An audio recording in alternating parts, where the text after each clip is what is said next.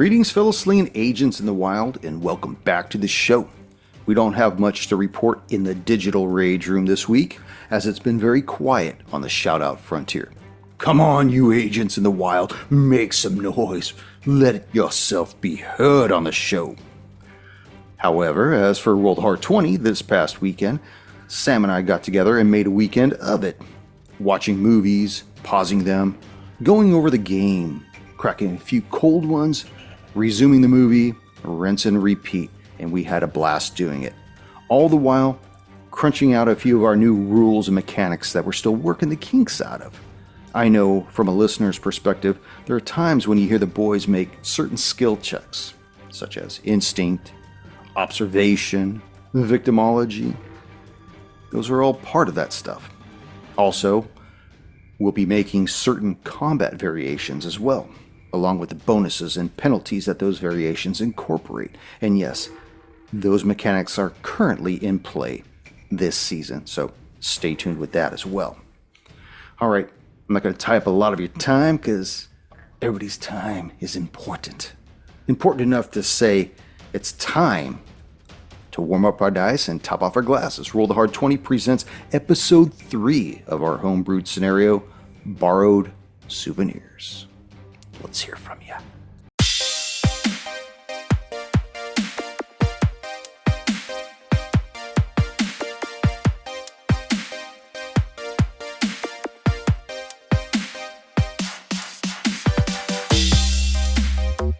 But anyways, yeah, we'll cut all that for the fans. Yeah, I'm watching the time, so when we All right, start... well, let's start now. talking. Go ahead. All right. I'll allow it. Thanks. Go ahead. God damn. Anytime. What a dick. May I play now? Anytime. All right. Go ahead. Resume.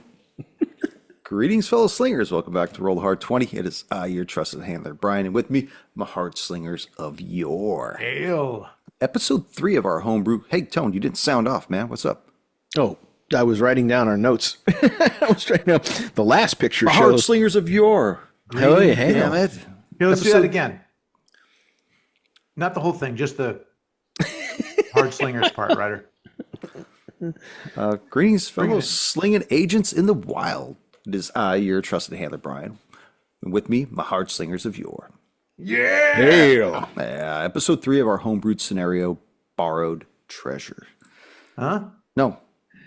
Borrowed What? Souvenirs. Borrowed Souvenirs. Borrowed Treasure. Where'd that come from? Little treasures. I guess. Because you made a comment about that last episode. Yeah. And you put it in the story. I didn't do it on purpose. Anyways. So you guys just went and visited Dr. Judy Matthews, the medical examiner. She showed you the remains of the body as well as 11 pictures that were taken from this damaged camera that came back with the expedition crew damaged. She currently asked you, agents, what do you make of these pictures? Well, it does look like it could be something as, simple as some sort of polar bear. Hard to tell from the pictures, or some sort of Arctic wolf, or maybe a large seal, or a hairy walrus or something. I'm trying to kind of deflect a bit. It's hard to tell from these photos, but again, it could be something polar bear. I don't know if they're up in the Himalayas like that, but maybe there's something up there. What do you think, Doc? Well, I'm not familiar with the region of the Himalayan mountain range in Nepal, but I don't know if they have polar bears there. Yeah. I do Seems know like an that they animal have a lot of attack. folklore and a lot of legend. Well, What do you of mean? course. What have you heard? I just heard that there's all kinds of superstitious monsters that exist up there, bipedal monsters. I mean, look at these photos. Look, gentlemen, agents. I am a doctor of science. I don't subscribe to the supernatural.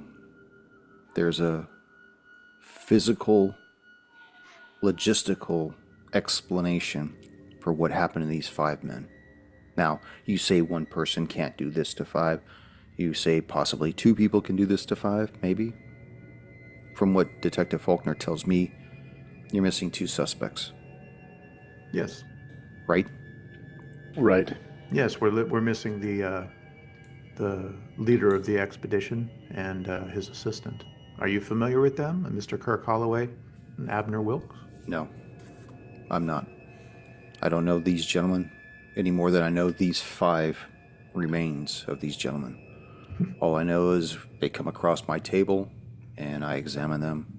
I subscribe a cause of death and notify next of kin.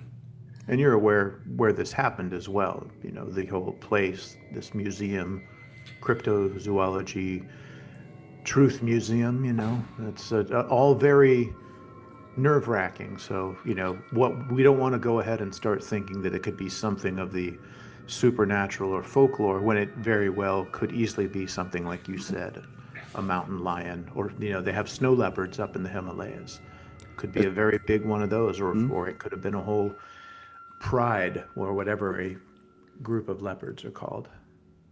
Well, I've never been invited to the Cryptozoology Museum of Truth, nor have I been invited into a Freemason Hall either. But you have to be invited into those places to experience what's inside. But from my understanding, from Detective Faulkner, I don't think that they have packs of wild lions running loose in the museum. So, unless these 5 gentlemen went outside, got shredded up, had their remains shipped inside the building, I don't think that happened. Well, Whatever it happened could have been- within the confines of that building. Right, but we don't want to go saying it's something supernatural when it could be one of these rich Correct. fools collected a mama lion and her cubs and brought them back, and accidentally they got out and tore everyone a new asshole. You know, last summer I actually dealt with a wild animal attack on a young child. Child was basically dismembered and decapitated. And when I did the examination of that child, there was fur, there was saliva, there was chipped bone inside the cavity. There were extensive evidence remaining in that victim that told me what had done this to that child. I don't understand how 5 individuals, grown men, could have all been torn asunder as such, and there's nothing remaining, nothing left behind for me to determine in any direction what could have caused this, other than the fact that I've seen teeth marks, I've seen claw marks in my career, and these look like those things. Have There's you nothing left. estimated the time of death on these? Does it appear that they died within the last 12 hours, or? Oh yes, they've probably died within the last 4 hours. Okay. I just wanted to rule that out in case that maybe something happened and they were killed and frozen and brought here. We could come up with all kinds of crazy things of what could happen. Like, let's not jump to that yet, and let's stick to the physical evidence that we have, and then when that is exhausted, maybe we can put our heads together and figure out maybe what else could have happened if we wanted to hypothesize of craziness and things that may not be able to happen in the normal, everyday world that we see. Yes. Well, I don't believe that it would have happened in the Himalayas and shipped over, frozen or otherwise. I don't see any damage to the epidermis that proves that they were at any point frozen. The cells aren't dead. But you're welcome to the pictures. I could print out another set for myself. I don't know if you need the camera. Well, Adesso, do you believe that headquarters is going to want to examine the bodies and the camera as well? Definitely the camera. The bodies may or may not be of much interest, especially since they don't reveal anything other than the manner of their death. That may safely be left with the ME here. But the camera, I believe the main office is going to want in the photos, and you need copies of those. At least maybe the card that we can maybe see if we can correct or fix any damage that happened to the... Yeah, that would especially be relevant, yeah. We have some people in Quantico that may be able to pull additional images off the card, the SDI card for the camera. So do you want just the SD card, Agent, or do you want the whole camera? Both, please. Okay. She goes over to her desk. She pulls out a piece of paper. It's chain of custody for the evidence. Happy to take that. Signs it in the legible scrawl, puts FBI, gives the generic address for Quantico's, number, and makes up a phone number. There you go. Thank you. Would you want this in a carry bag or?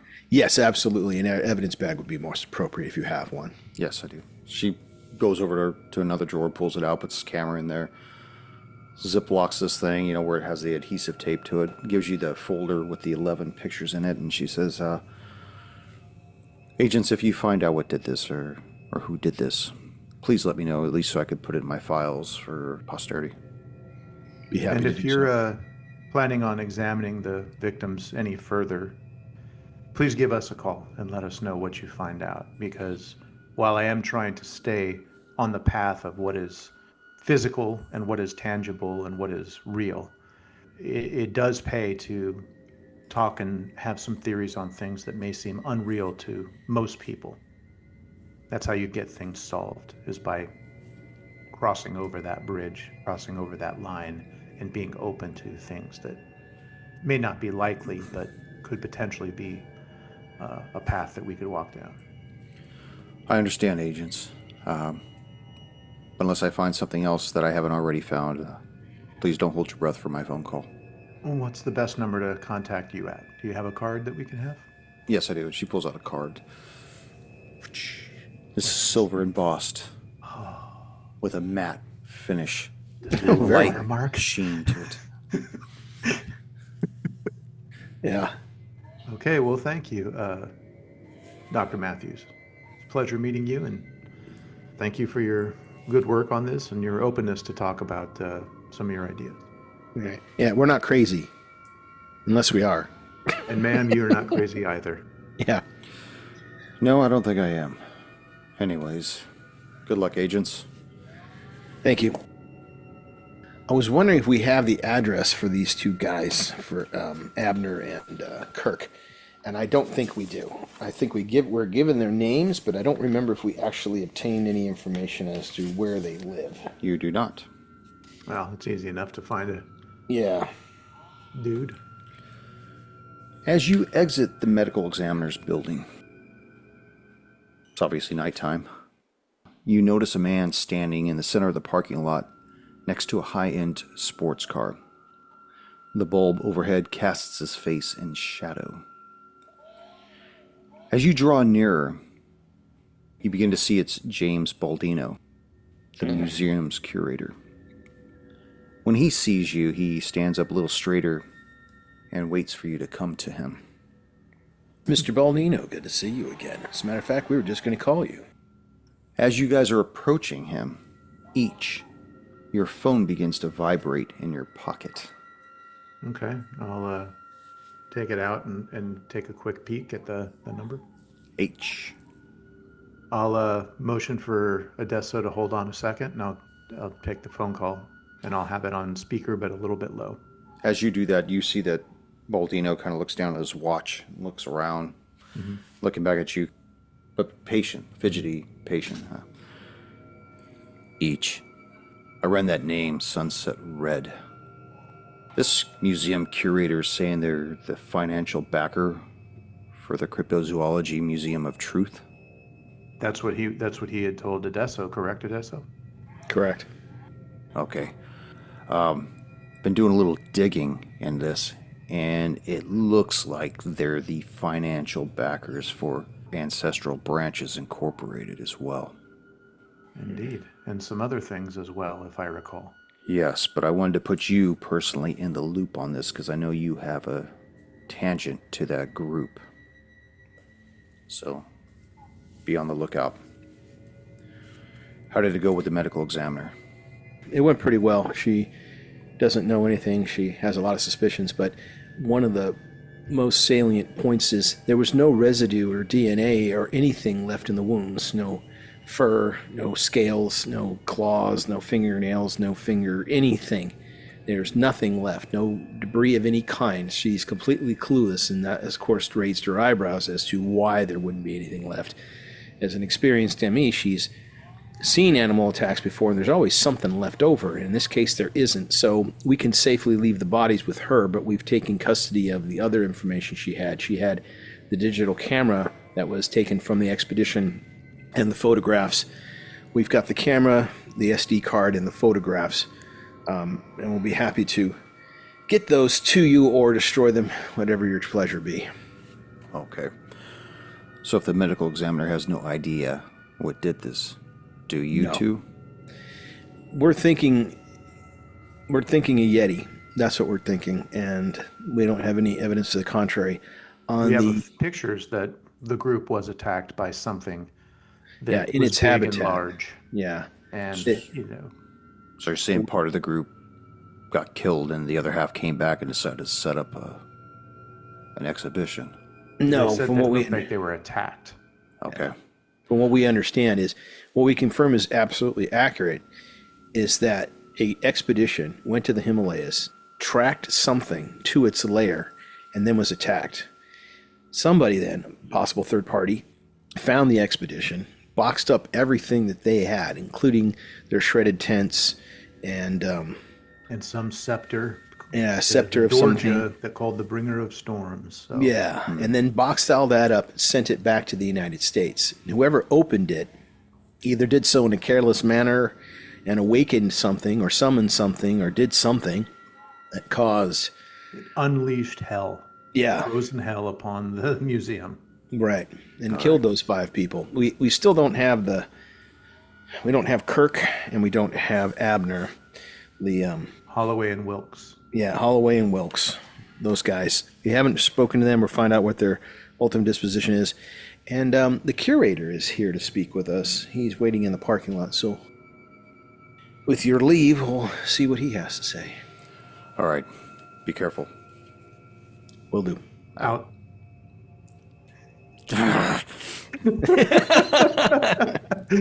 Beat me to it. Well, that's just for play. He really know. hung up on us. Of course. Because I don't have the. Well, I do have the phone.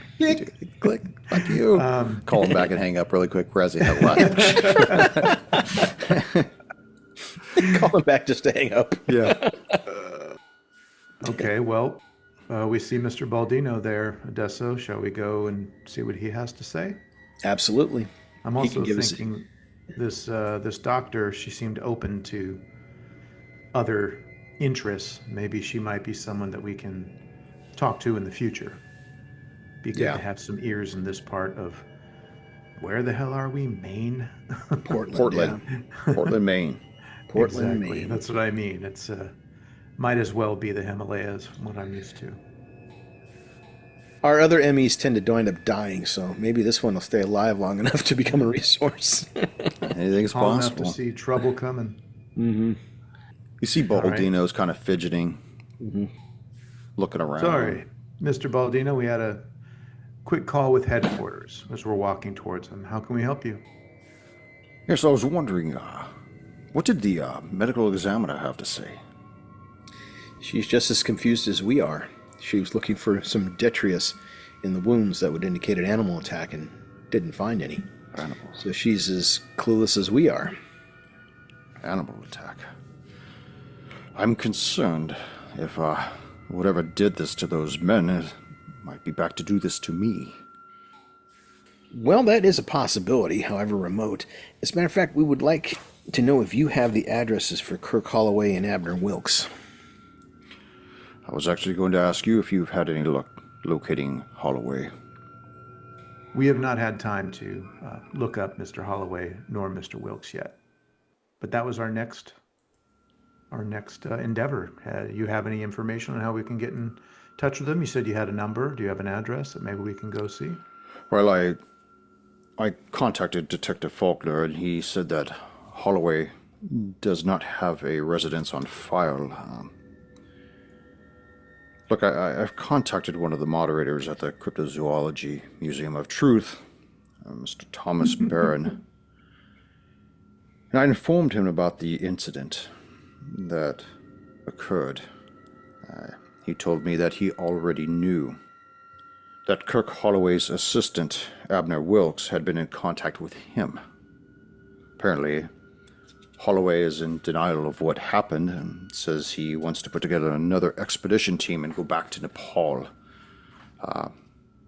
Mr. Barron insists that I go and meet with Wilkes and discuss the logistics regarding another expedition to the Himalayas. So I do have his address, and he is expecting me. Oh, great. Another expedition to the Himalayas? That's what Mr. Holloway is saying. And you said this was a Thomas Barrowman who told you this? Thomas Barron. He's one of the moderators of the museum. What does a moderator do besides moderate? Is he in charge of displays or? Well, he's one of the museum's backers. Ah. Anyways, I do have Mr. Wilkes' address, and perhaps I'll be a little late in arriving, if you know what I mean. And he hands the sheet of paper with the address on it to you. Okay.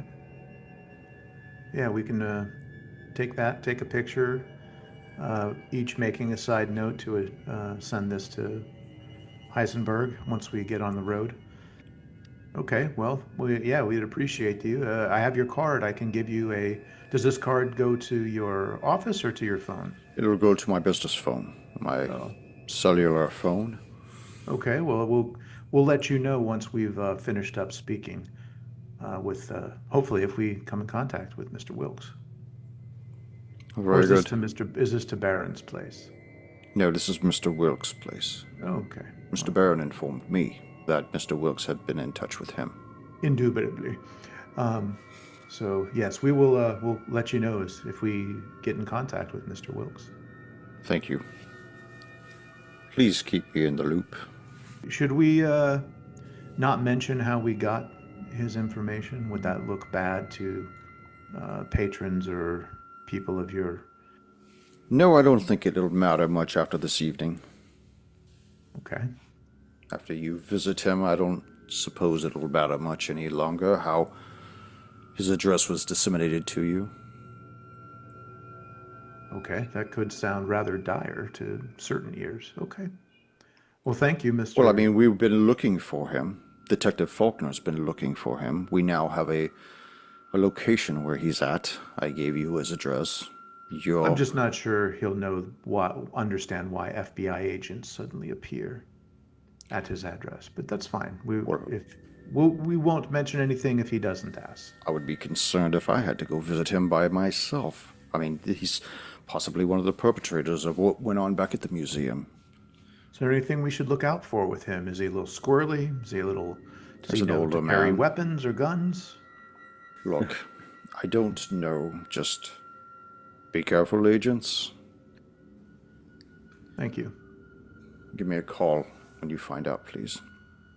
He gets behind the wheel of his Maserati and slowly pulls away, leaving you two agents to stand in the parking lot with your rental car. All right. Yeah. Is it a Charger at least? Give me a luck roll. Yeah. All right. Tone, you roll. You're driving. Right on.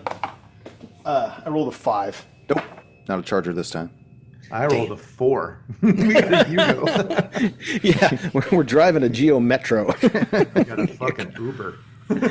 Got a Buick LeSabre. Yeah. Okay, well, I will type in the address. The Francois Hotel. Oh, shit. It's not a house address. Okay. All right. Well, I guess we should just go there then. I was going to send the address of Wilkes to Heisenberg and see what he could find out, but hotel is not going to help. Yep. It says, paper says the Francois Hotel, Suite 7125. All right. Let's hop in our Honda, what is it? Honda Escort or whatever it is. Toyota Escort. This takes you back across the Fore River, back to the other side, same side that the Cryptozoology Museum of Truth is located on, only you continue to go east for about another 10 minutes. You park in front of the hotel. It's a beautiful hotel. It's got luscious bushes, trees, well illuminated with those yellow lights that pan upwards on the sides of the concrete. You see these beautiful windows and whatnot, and the lobby beckoning before you. Okay. We'll compose ourselves and look professional. Do we, I guess we should just go to the elevator first. Is it one of those fancy elevators where you need the room key card to get in and all that? No. Okay. It's an older building, so you just Yeah. go and push the button, but you're not going to get into a room without a key card. No, I understand. Yeah. This isn't like And his Vegas, suite baby. was 2 what? 7125, 7125. 7th floor. All right. Well, Odessa, like we go in the elevator, and as we're going up, how do you want to conduct this? This guy could be potentially involved in it. Well, we know he's involved with it somehow, but he may be actually one of the people who did I have a this. feeling we're going to find an empty room. And if we find anything in the room, it's going to be a dead body. It's just a feeling. So I think we should... Hopefully not, because he's going to lead us to Holloway. We hope, unless Holloway's here. So I'll enter first. We'll make a tactical entry. I'll move in first with my good friend, Mr. You're gonna be- Delta Elite. What are you doing? Where we're going to knock on the door, and I'm not expecting anybody to open it. I'm not even expecting a response. You hear So- on the other side of the door. Who is it? Oh, we're looking for Mr. Wilkes. This is the FBI. Where's Baldino? Baldino sent us. Or actually, he gave us your interest. We have a few questions for you, sir. Who the hell are you? As I said, I'm Agent Odessa with the FBI. The door cracks open slightly to reveal a man dressed in a hotel robe and suit pants. I'll Who flash him looks- my ID. The door closes slowly. You hear the chain release, and he opens the door. The guy looks older than his 47 years. His balding head is shiny with perspiration, and he sticks his head out the door, eyes wide, looking up and down the hallway. And then he gestures for the two of you to come in, and he closes the door. And as you enter, you see he's holding a Springfield 1911 in his hand. His hand looks rough, like a mechanic's hand. There's dirty nails and bulbous knuckles and calluses and shit. While I appreciate your choice in firearms, I would appreciate it if you would have put it on the table a little more than arm's reach away from you. He walks over to the table and lays the sidearm down on top of it and turns and faces the two of you and says, "And what can I do for you federal agents?" We have some questions about a shipment that arrived itself at the cryptology, Cryptozoology Museum of Truth. Yeah. I think you know what we're talking about. So Yeah, I know. why what don't you're you let talking us know about. what's going on? What do you mean? How am I supposed to tell you what went on back there at the museum? I stepped were outside to take a call, and when I returned... What's that? Convenient. You went outside to take a call. Meanwhile, the rest of your people were butchered. Look, I've got the call log to support what I said. I was talking to somebody, all right? And you also had a gun in your hand. So you're obviously afraid of something. Why Well, don't you you're- tell us what you know? Look, when I walked back to that room, I saw those men were shredded to pieces. How long was your call? That's awesome. It's no more than 7 minutes. Who are Okay. you talking to? My employer. Mr. Holloway.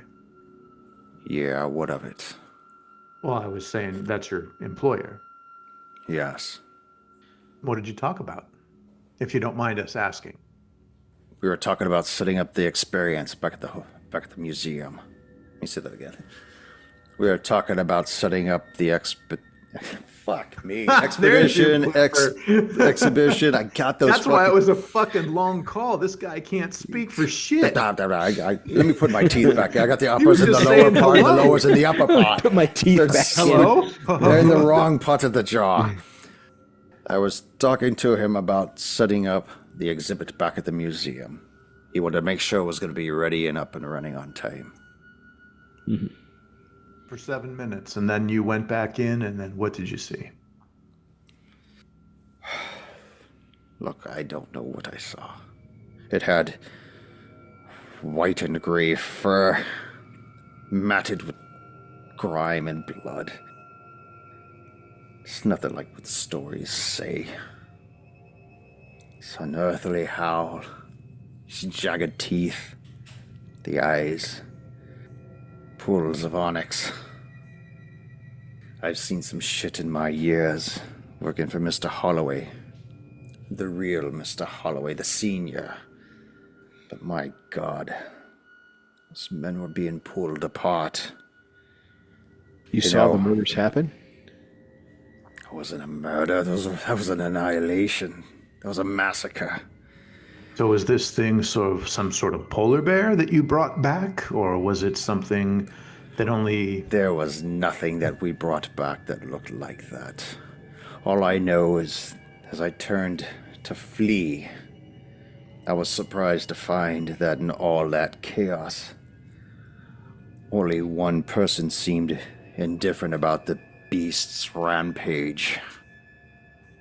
That be a Mr. Baldino? No. It was the Sherpa that we'd brought back with us to the States. Kaji Drukpa. That's the first time we've heard of this. Was he holding anything? A rod about 20 inches long. You mean, was he holding the Dorje? That's correct, yes. Yes, he was holding the Dorje. Oh my God. What do you think happened? It began in the Himalayas. The millionaire and explorer Lewis Kramer was a contemporary of Kirk Holloway in every sense of the word. Like Holloway, Kramer was a globe-trotter and adventure junkie who had a knack for unearthing clues in buried history. And his most recent clue led him to Nepal. He'd been there for about 3 weeks when he contacted Holloway and told him he had found it, that he had proof. And what's more, he had found a Sherpa that would guide him to his grail. But what Lewis Kramer did not know was that Holloway was destitute. He had to borrow funds from the Cryptozoology Museum to get to Nepal, and he did so with the understanding that he was to bring back whatever Kramer had found by any means necessary and gift it to the museum. Within 12 hours, Holloway had put together his team and was already wheels up. And when we landed, we found the village that had base-camped Kramer. And we were shocked to find the same guide that had led Kramer in his expedition deep into the Himalayan range. See, Kramer, he didn't wait for Holloway, but instead pushed his expedition into the mountains without us, several days prior. So Holloway had asked the Sherpa, a man named Kaji Drukpa, to guide us to where he had led Kramer, and the Sherpa agreed to take us to the temple. The guide led us through the rough terrain of the Himalayas. Eventually, we came to the last location of Kramer's expedition, posted just outside the mouth of the cave. The tents, still partially erect, were shredded and flapping in the breeze. Other complements of the campsite were strewn about, as was Kramer's camera. We found Kramer and his expedition, what was left of them, in the crimson snow in front of the cave, completely torn apart limb from limb. The Sherpa looked at the carnage and murmured the words, Katanya Janavara, then pointed towards the cave.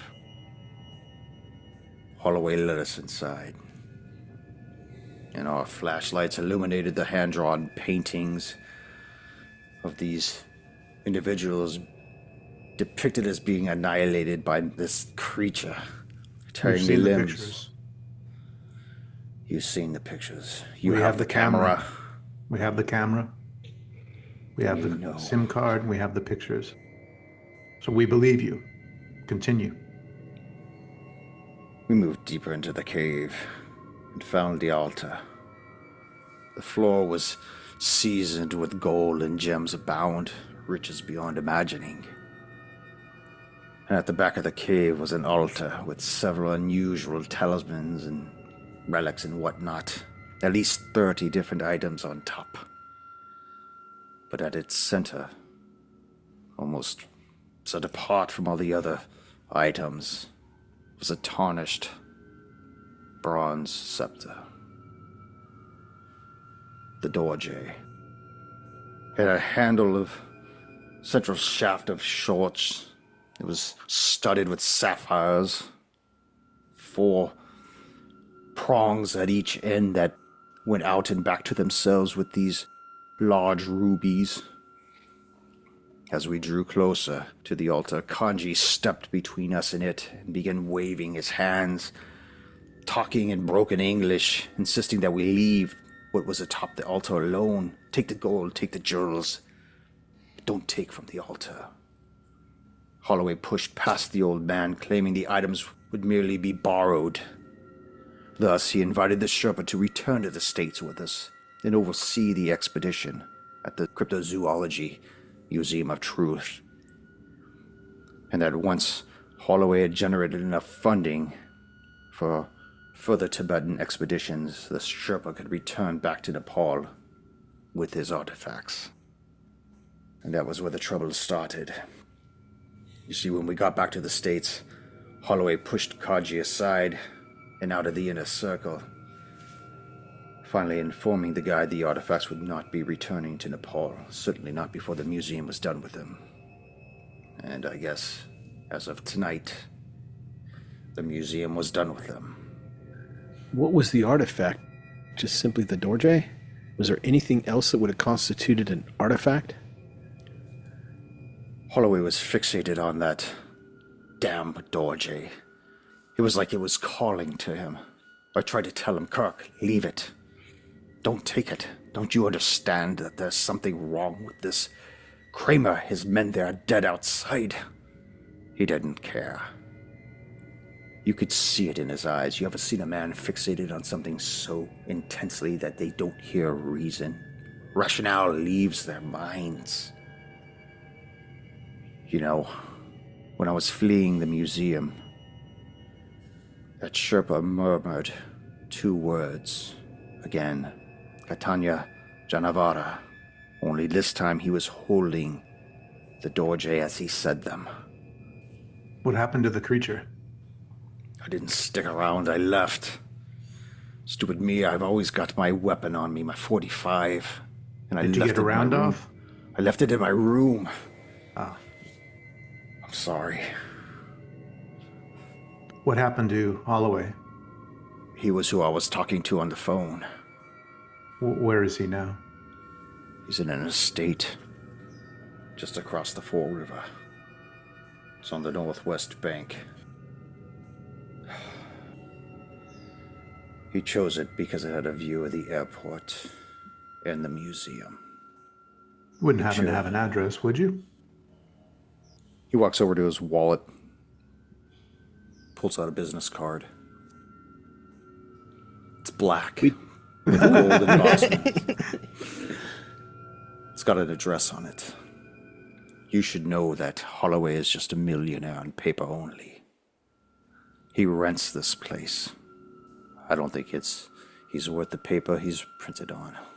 And yet you're his assistant? Why is that? Or are you a leftover, not to sound rude, but were you working with Holloway Sr. and then sort of ended up with him? Harold Holloway was a man you could do business with. When he said he would do something, he was good for his word. It was a tragedy what happened to that old man. What did happen to that old man? Just as the reports say, he had a heart attack. Was he assisted in having that heart attack? What are your implications, Agent? Perhaps someone was tired of being a paper millionaire and wanted to be a real one, and the only thing standing in his way of his inheritance was the man who generated it. I'll not stand here while you talk about my current employer like that. You have the address. Leave. I don't need to be spoke to like that anymore. Before we leave, did you know the men that were killed? Yes, I did. And you don't know where this mad Sherpa has gone, right? If you're so concerned about us saying things against your current employer, is that how you currently view him? Wouldn't you think that Sherpa would be angry enough to make a move on your boss, and yet you're sitting here in some fine hotel cowering behind a door? Why don't you do something and help us? How about you go with us to Mr. Holloway's and see if he's okay?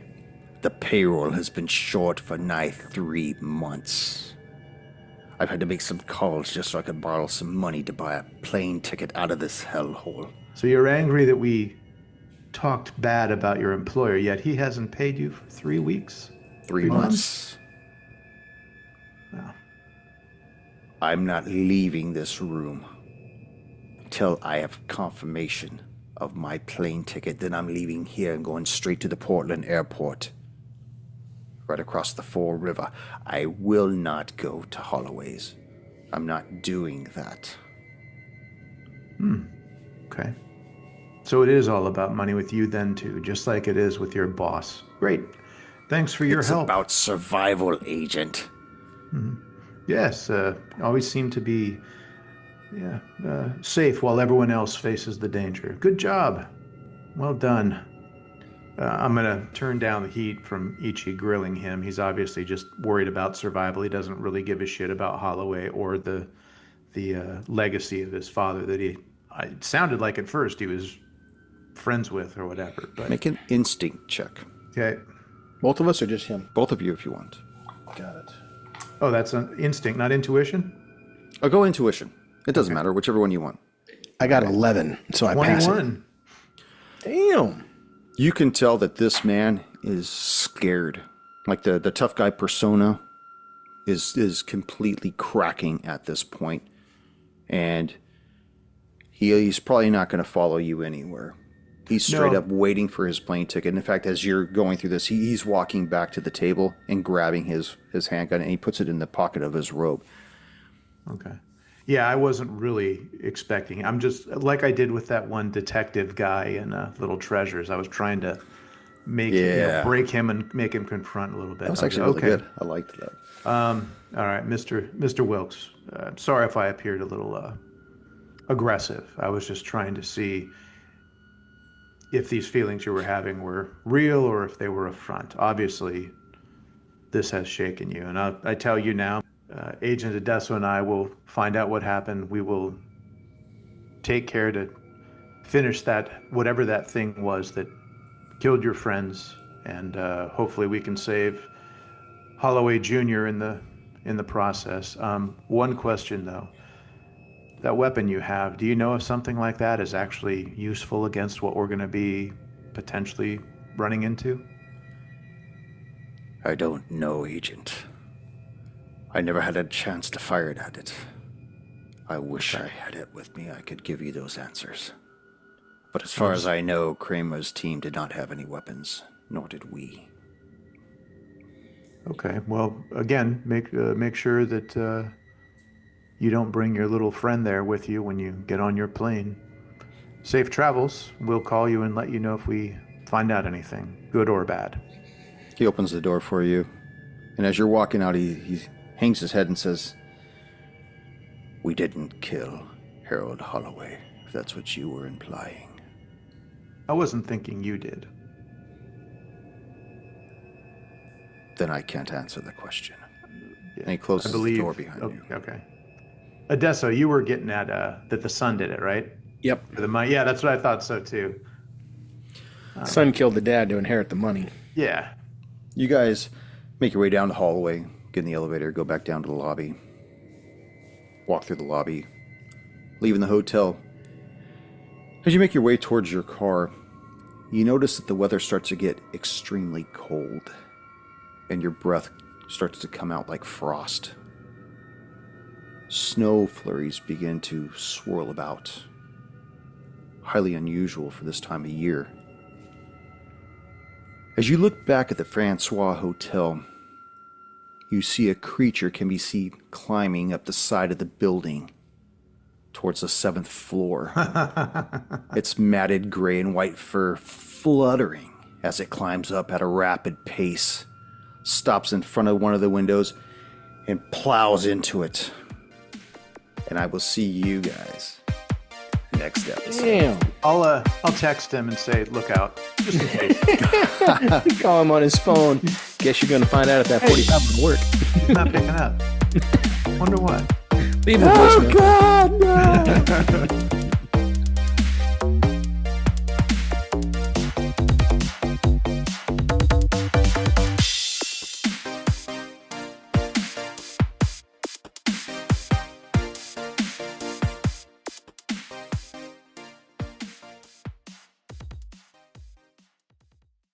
Out.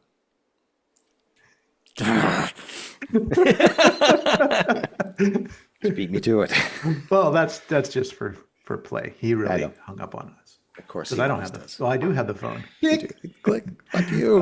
Call him back and hang up really quick. Where's he at live?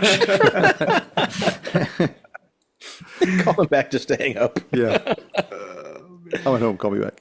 Yeah, I was just gonna say for the listeners, Ryder used to do that to me all the time. I'd pick up the phone. He's like, "I'm at home. Call me back." Click. Because I didn't want to Because it pay was for the long long distance or yeah, some it was shit long or- distance. This is back during the landline era. Yeah, it's because you were calling from a 949 to a 714. Yep, that's right. Literally next door neighbors, but now it's different. Thank you for joining us once again on Roll the Hard 20 podcast. Remember, you can find us and subscribe to the show on Apple Podcasts, Google Podcasts, Spotify, Pandora Radio, iHeart Radio, Amazon Podcasts, and Audible. And if you like what you're listening to, be sure to leave us that 5-star rating and review. Don't forget about our YouTube channel at Roll the Hard 20. So if you're into watching and you want to help support this show, then head on over and hit that subscribe button. It really does help the show out. We can also be found in the wild on Facebook, Instagram, and Twitter, so don't forget to look for us there and check us out.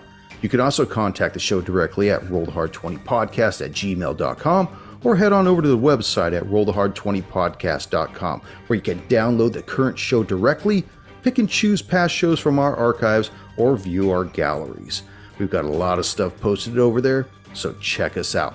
And finally, join us on our Patreon at patreon.com/rollthehard20podcast, where you can become a hard slinger and pick up swag. So until next time, keep your dice warm and your glass topped off as you roll those hard 20s.